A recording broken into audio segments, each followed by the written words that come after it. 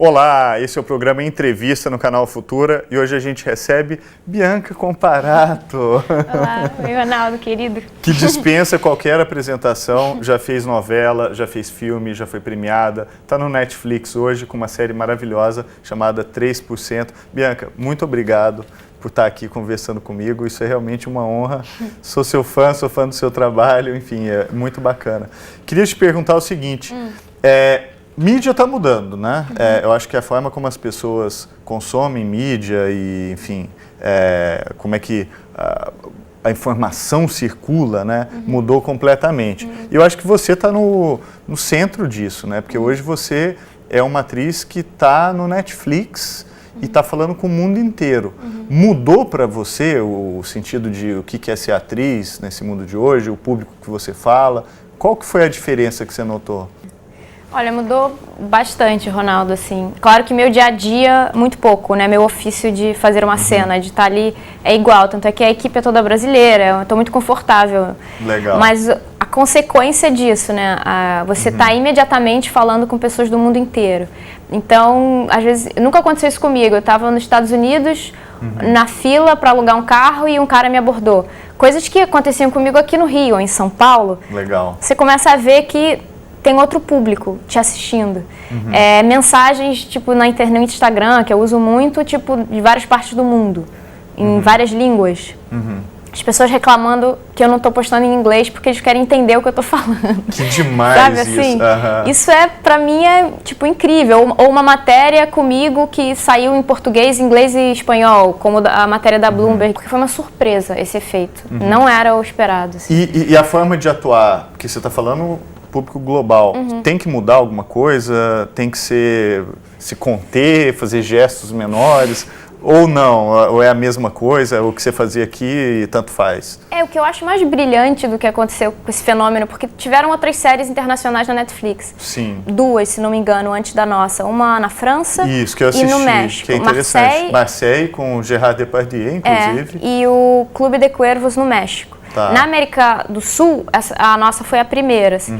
E foi a primeira a quebrar uma barreira, assim, a proporção de público internacional era maior do que a brasileira, do país de origem. Porque o Marseille fez muito mais sucesso na França e o Clube de Cuervos foi, assim, mais equilibrado, mas era uma coisa mais tendenciosa ao México também. Tá. O que muda nisso é que a gente não abriu um mercado para as pessoas verem coisas feitas no Brasil. Então, na verdade, eu acho que é o trabalho inverso, é de manter a nossa identidade, porque foi isso que deu certo. Porque sci-fi americano, distopia, 60 mil e muito bem feitos. Então, eu acho que as pessoas começaram a ver o 3% exatamente porque era uma coisa muito nossa, falada em português. Total. Então, na verdade, eu não mudei, eu fui, acho que, mais profundo no quem eu sou, sabe assim? Legal. Que eu acho que isso que comunicou.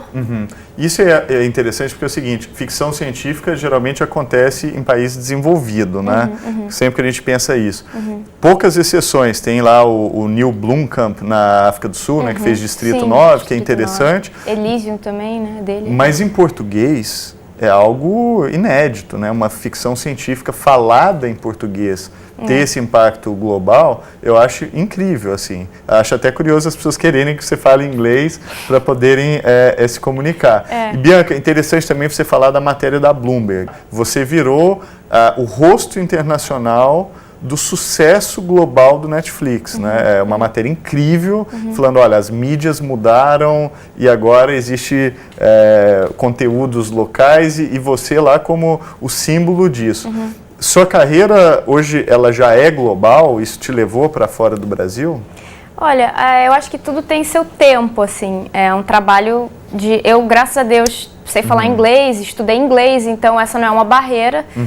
Então, claro que eu estou aberta a oportunidades e vendo o que acontece, mas ainda meu foco é o Brasil, assim, né? Mas aconteceu isso, eu recebi várias propostas de agente. Logo que estreou o 3%, foi tipo...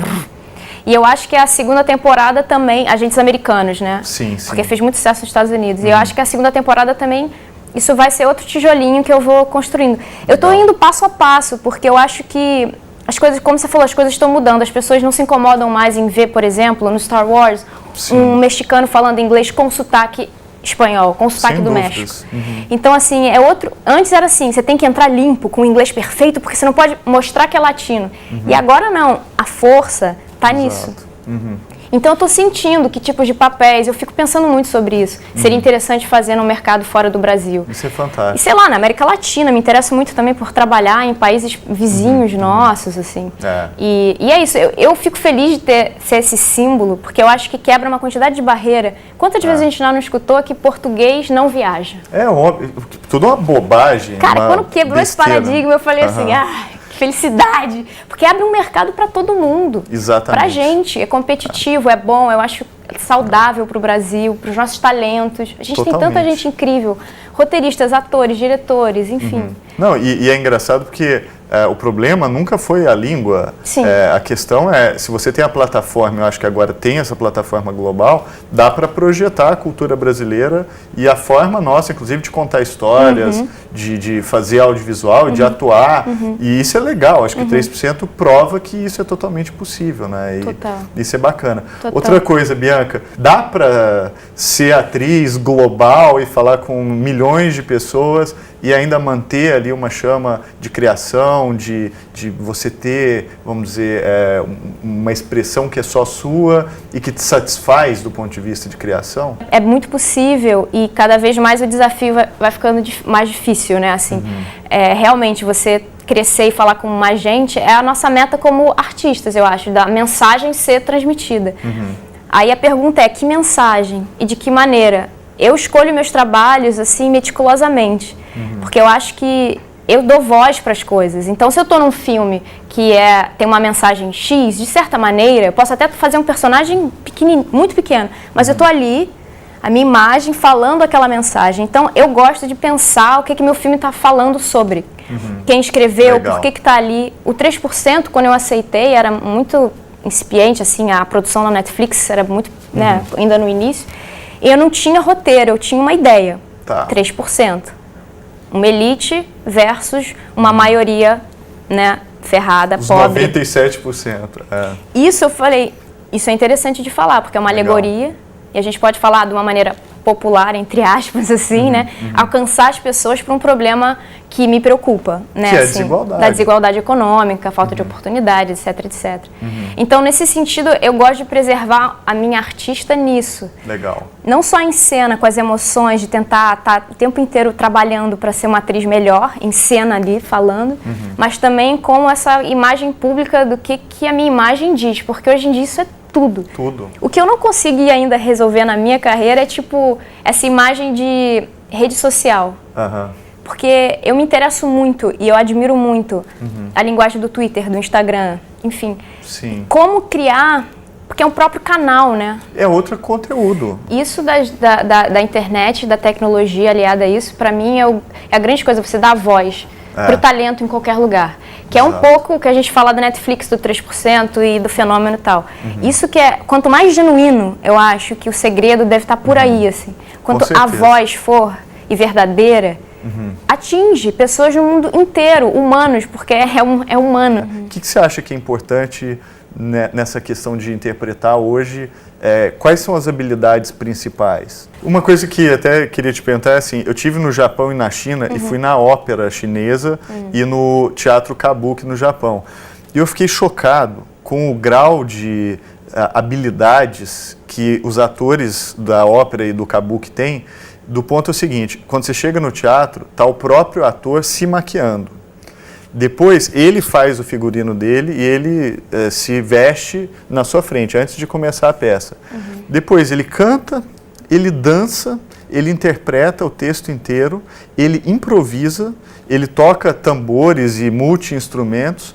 Eu falei, caraca, isso é o artista total, entendeu? Esse cara, a disciplina e o rigor que ele tem ali, provavelmente num treino diário e de inclusive levar aquilo de geração para geração, né? Porque esses teatros, essas posições, elas passam meio de famílias. Circo, né? Assim, também, né? É incrível. Aí eu queria te perguntar, assim, que habilidades que se você precisa ter hoje, assim, entendeu? Porque tem uma coisa de uma arte meio zen na interpretação, né? O que você acha que é importante nessa questão de interpretar hoje? Quais são as habilidades principais? Eu acho que você falou uma palavra muito boa, disciplina. E acho que perseverança também. Eu, por exemplo, eu nunca deixo de estudar e trabalhar um personagem. Normalmente eu alio a preparação que o produto me dá, a série ou o filme do elenco, e faço a minha. O meu dever de casa, a minha parte, a minha pesquisa, o meu ensaio, que eu levo para o diretor como, olha só, eu pensei nesses caminhos aqui. E isso já moldou muitos trabalhos meus, a ponto dos roteiristas pegarem alguma coisa, adaptarem uma cena, de um diretor, de um parceiro. Eu levo muito a sério a preparação, até para esquecer na hora, assim, também, né, o que eu estou fazendo e poder viver aquilo. Mas eu gosto de trabalhar tudo, corpo, voz, tudo. Eu, às vezes, mexo na maneira que eu falo, na maneira que eu vou... Legal. Eu fico muito atenta, assim. É diferente do teatro, né? Uma série, uma coisa audiovisual, né? Tem o corte, tem o enquadramento. Às vezes, você fazer muito, você perde o espectador. Tudo pequeno, às vezes limitado, né? Também. Tem uma série de coisas, assim. Mas o principal é estar conectado, acho que, com o meu coração e com essa verdade, assim. Essa entrega desse homem. Isso é legal. Você está falando de entrega, né? Ele Não, está ali fazendo tudo. A vida dele é aquilo. Aquilo se confunde com a vida dele, né? Eu, uma época, no início da minha carreira, eu dividia muito minha vida e meu trabalho. E hoje em dia...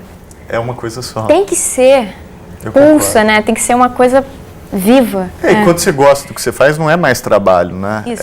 Você está fazendo um negócio que é parte da sua vida, você vive aquilo. Tem espaço para improvisação? Eu penso muito na música, né? Uma coisa, para o músico ter liberdade para improvisar, às vezes é muito importante. Existe esse espaço? Eu acho que ele é inerente, assim. O roteiro, como uma partitura, muitas vezes é um guia para um show. Ou para um momento de conexão de um homem com um instrumento ou um ator com uma cena, com uma emoção que ele tem que... Então eu sinto que a improvisação é inerente, assim, no sentido da gente se apropriar do que está escrito e criar junto. E aí eu admiro muito o Marlon Brando, que para mim foi um dos primeiros autores. Eu me pego muito nisso, da autoria do ator também. E aí isso influencia não só você entrar num set e ter uma energia... Com certeza. Como... efetivamente mudar falas e talvez mudar ações de um personagem pela sua compreensão daquilo, como você absorveu uma coisa que o roteirista te deu. É um trabalho muito em parceria, assim. Então eu acho que a improvisação é em vários níveis, disso. Entendeu? Pode ser uma improvisação gigante de 5 minutos, como pode ser 3 segundos que você criou, que mudou ali uma cena. Adoraria continuar falando com você, mas o nosso tempo aqui voa. Brigadíssimo, Bianca, demais. Esse foi o programa Entrevista, Canal Futura. Perdeu algum? Todos estão no Futura Play, todos os episódios livres, abertos, é só ir lá assistir. Obrigado, gente.